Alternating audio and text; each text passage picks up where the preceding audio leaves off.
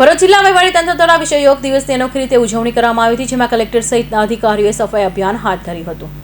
અને તારીખ 21 જૂન વિશ્વ યોગ દિવસ ભરૂચ જિલ્લા વહીવટીતંત્ર દ્વારા અનોખી રીતે ઉજવણી કરવામાં આવી હતી. GNFC ખાતે વિશ્વ યોગ દિવસની ઉજવણી યોગાસન કર્યા બાદ કલેક્ટર ગૌરાંગ મકવાણા સહિતના અધિકારીઓએ કલેક્ટર કચેરીના કમ્પાઉન્ડમાં અધિકારીઓએ સફાઈ અભિયાન હાથ ધર્યું હતું, જેમાં કલેક્ટર સહિત અધિકારીઓ હાથમાં ઝાડુ પકડી સાફ સફાઈ કરી હતી. 11મા આંતરરાષ્ટ્રીય યોગ દિવસની ઉત્સાહભેર ઉજવણી કરવામાં આવી.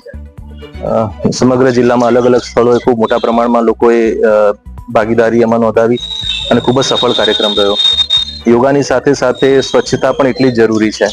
એના જ ભાગરૂપે આજે કલેક્ટર કચેરીના કમ્પાઉન્ડમાં જ્યાં પણ પ્લાસ્ટિકનો કચરો પડ્યો એના નિકાલ માટે સમગ્ર સ્ટાફ એકત્ર થઈ અને સ્વચ્છતા ઝુંબેશ હાથ ધરેલી છે.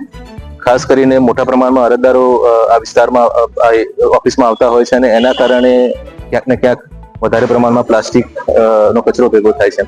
એના નિકાલ માટે મામલતદાર કચેરી, કલેક્ટર કચેરી, બવડાનો સમગ્ર સ્ટાફ આ તમામ લોકોએ ભેગા થઈ અને આજે પ્લાસ્ટિક મુક્ત અભિયાનને વધુ વેગવંતુ બનાવવા માટે જે શ્રમદાન છે એનું આયોજન કરી અને લગભગ 1 કલાક સુધી પ્લાસ્ટિકનો કચરો ઉપાડેલ છે. ખૂબ મોટા પ્રમાણમાં કચરો મળી આવેલ છે.